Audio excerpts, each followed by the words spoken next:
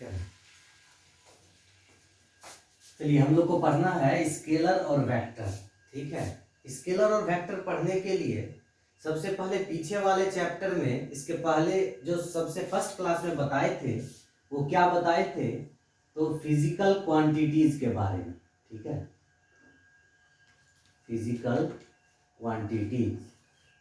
Physical quantities होता क्या है, तो बताए थे फिजिकल क्वांटिटीज वो क्वांटिटीज है जो फिजिक्स में किसी भी नियम को, किसी भी लॉज को दिखाने के लिए यूज करते हैं। जैसे F मतलब फोर्स, जैसे V मतलब वेलोसिटी, U मतलब इनिशियल वेलोसिटी, A माने एक्सेलरेशन। ठीक है, A माने एक्सेलरेशन, और बाकी सब चीज जितना भी फिजिकल क्वांटिटीज होगा उसको दर्शाने, फिजिकल लॉज को दर्शाने के लिए जिस क्वांटिटीज का उपयोग करते हैं उसी को हम लोग फिजिकल क्वांटिटीज बोलते हैं। फिजिकल क्वांटिटीज को on the basis of scalar और वेक्टर दो भाग में बांटा गया। ठीक है, फिजिकल क्वांटिटीज को on the basis of scalar and vector two part में डिवाइड किया गया। ठीक है, ऑन द बेसिस ऑफ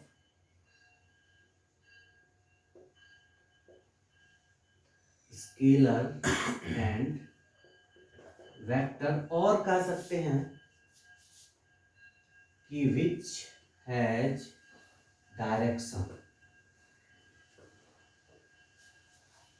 जैसे फर्स्ट नंबर में है क्या, स्केलर फिजिकल क्वांटिटी, और सेकंड नंबर में है वेक्टर फिजिकल क्वांटिटी। तो स्केलर फिजिकल क्वांटिटीज किसको बोलेंगे, तो ऐसे ये सब पढ़ रखे हैं हम लोग, बस हम थोड़ा सा रिवाइज करवा रहे हैं कि वेक्टर का आइडिया आ जाए, वेक्टर में क्या पढ़ना है, क्या समझना है। स्केलर फिजिकल क्वांटिटीज किसको बोलते हैं, those physical quantities which has only magnitude, उसको हम लोग स्केलर फिजिकल क्वांटिटीज कहेंगे। यानी हम बोल सकते हैं which has only magnitude. Magnitude किसको बोलते हैं, तो किसी फिजिकल क्वांटिटीज के पहले लिखा गया नंबर ही उसका मैग्नीट्यूड कहलाता है। जैसे आप एग्जांपल लीजिए, अगर हम बोले F इक्वल टू, अगर हम बोले मास इक्वल टू 2 kg, ठीक है, तो यह 2 क्या है, यही फिजिकल, यही मैग्नीट्यूड कहलाता है। ठीक है, आगे जो लिखा हुआ है वह उसका फिजिकल क्वांटिटीज होगा, या उसका SI यूनिट होगा, या जिससे हम डिनोट कर रहे हैं वो है क्या, और यह आपका हो गया वह फिजिकल क्वांटिटीज, इसका यह फिजिकल क्वांटिटीज हो गया, यह हो गया उसका SI यूनिट। इससे हमको ज्यादा लेना देना नहीं है, क्योंकि स्केलर बहुत सिंपल होता है, बस बड़ा सिंपल रूल से चलता है, सिंपल एडिशन से फॉलो होता है। आता है दूसरा वेक्टर। वेक्टर किसको बोलते हैं, तो those physical quantities which has both magnitude and direction, या डायरेक्ट हम कर सकते हैं कि विच हैज, क्योंकि मैग्नीट्यूड तो दोनों में रहना ही रहना है, जिसमें सिर्फ क्या हो, डायरेक्शन हो। यानी हम लिख सकते हैं which has both magnitude and direction. Example में बता रखे हैं पहले से, फोर्स, वेलोसिटी, एक्सेलरेशन, इतना सा बेसिक आइडिया था इसका। हमको इस पार्ट को बहुत अच्छे से समझना है, क्योंकि इसी पर पूरा चैप्टर बेस्ड होगा। तो वेक्टर में पढ़ेंगे क्या क्या, तो वेक्टर का पहले प्रॉपर्टीज पढ़ लेंगे, क्या क्या वेक्टर का प्रॉपर्टीज होता है, उसके बाद टाइप्स ऑफ वेक्टर पढ़ लेंगे, कितने टाइप का वेक्टर होता है, फिर पढ़ेंगे एडिशन ऑफ द वेक्टर, फिर पढ़ेंगे सब्ट्रैक्शन ऑफ द वेक्टर। क्योंकि एक बात जान लीजिए, मैथमेटिक्स में जो जोड़ घटाव गुना भाग हम पढ़ते हैं, simple addition, simple multiplication, simple subtraction, या कई प्रकार से पॉसिबल हो सकता है। जैसे कि अगर स्केलर को जोड़ना हो तो 1 + 2 3 कर देंगे, यदि वही वेक्टर को जोड़ना हो तो 1 + 2 3 हो भी सकता है, नहीं भी हो सकता है, अदर वैल्यूज भी हो सकता है। यदि उसमें डिफरेंशिएशन लगा देंगे, कैलकुलस पढ़ने लगेंगे, तो 1 + 2 हो सकता है और भी वैल्यूज आ जाए। ठीक है, ठीक इसके लिए हमको क्या पढ़ना पड़ेगा, वेक्टर। चलिए नेक्स्ट है कि अब वेक्टर के टॉपिक को स्टार्ट करते हैं पढ़ना। ये सब पीछे का चीज था। सबसे फर्स्ट में हमको वेक्टर का डेफिनेशन जानना पड़ेगा। ठीक है, वेक्टर को डिफाइन कैसे करें, तो हम लिख सकते हैं those physical quantities, those physical quantities which has both magnitude and direction and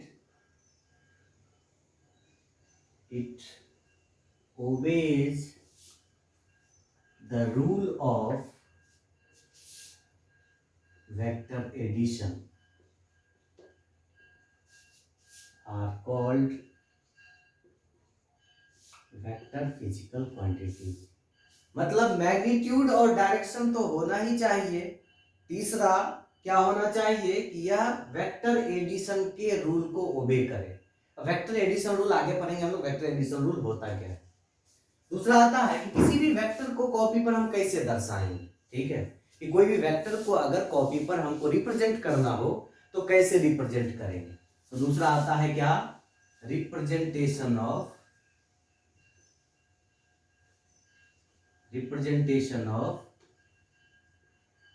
vectors. इसमें एग्जांपल भी हम देख सकते हैं, आपको पता है एग्जांपल क्या क्या होगा, अभी जस्ट बताए, फोर्स है, वेलोसिटी है, एक्सेलरेशन है, एक्सेट्रा, डिस्प्लेसमेंट है, टॉर्क है, और भी बहुत कुछ है। कहता है रिप्रेजेंटेशन ऑफ वेक्टर में किसी भी वेक्टर को हम कैसे रिप्रेजेंट कर सकते हैं। तो किसी भी वेक्टर को नोटबुक पर रिप्रेजेंट करने के लिए सिंपल एक एरो से दर्शाया जाता है। किसी वेक्टर को अगर हमको रिप्रेजेंट करना हो तो हम उस वेक्टर को कैसे रिप्रेजेंट कर सकते हैं, एक एरो से रिप्रेजेंट कर सकते हैं। इस एरो का मुख्यतः बेसिकली 3 पार्ट होता है।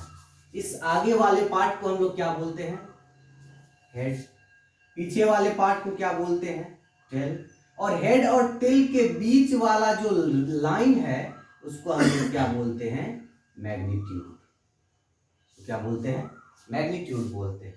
यदि किसी भी वेक्टर को यदि हमको रिप्रेजेंट करना हो तो हम किससे, एक एरो से रिप्रेजेंट करेंगे।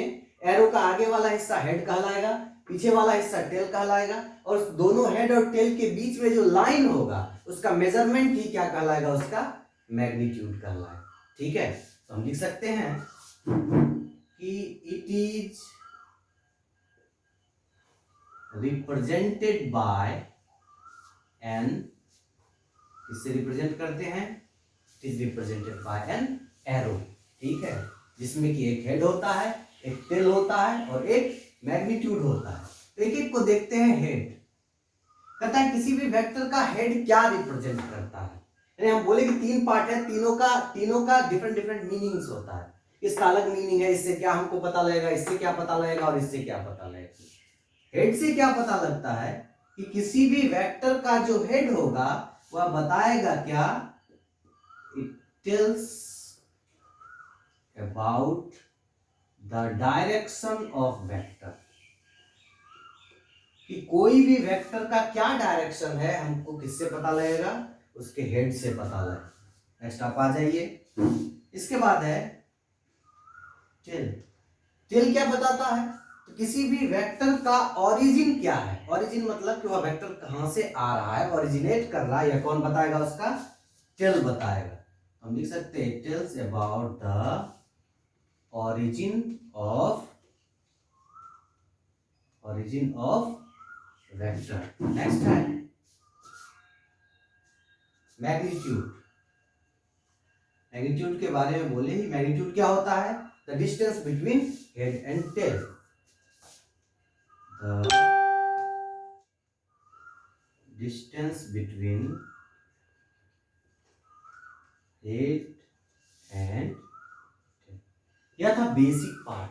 अब है कि यह सब पढ़ने का क्यों पढ़ रहे हैं, ठीक है, कि ये टेल को क्यों पढ़ रहे हैं। तो जब आप कॉपी पर रिप्रेजेंट करेंगे, जैसे कि हम एक एग्जांपल से आपको रिप्रेजेंटेशन ऑफ वेक्टर दिखा रहे हैं, कि कॉपी पर रिप्रेजेंट करने के लिए, कि मान लीजिए हम कोऑर्डिनेट बना लिए एक्स और वाई,